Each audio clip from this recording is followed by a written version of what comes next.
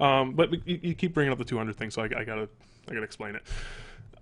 The 200 cap that everybody seems to have in their head is their testing point.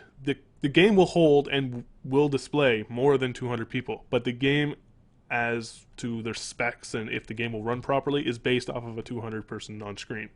So if you have a good computer, there's a good chance you're going to be seeing a lot more than 200 people on screen.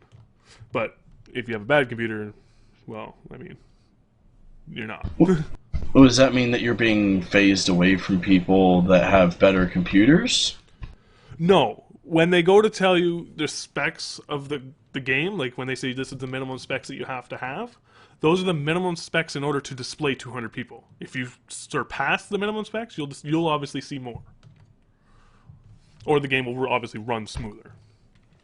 Like, if you play Guild Wars 2 at all, it's kind of has a really horrible system on this, so hopefully ESO does a better job.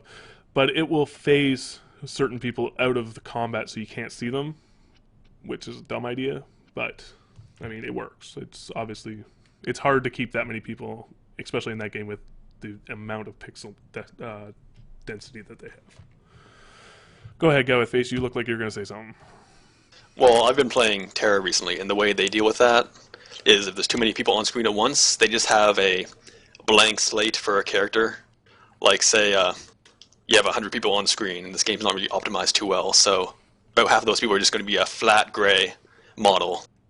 So you know someone's there, but it's not taking up too much of your bandwidth or whatever, feeding you all the data of their armor and everything. And as you said, Guild Wars 2, that was a terrible system they had. They just had people invisible. Yeah. Yeah, it sucked.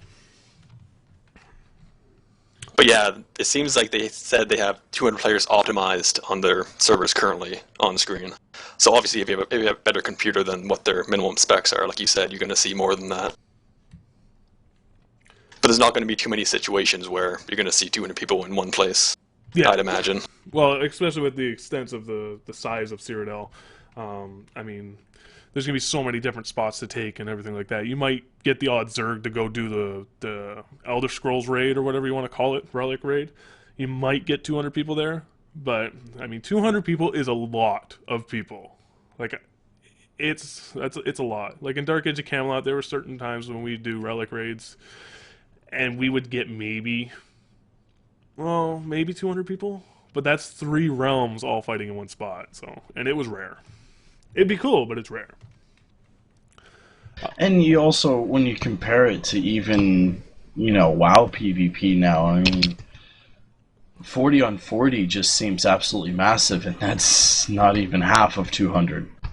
Exactly. I mean, that's 80 people. And how often, in all honesty, when you're in AV, do you ever see 80 people fighting in one spot? And that's a relatively small map. Well, back in the day, you used to see quite a few people on the Fields of Anguish, but nowadays, where it's just run straight to the end boss, you don't really see too much people fighting.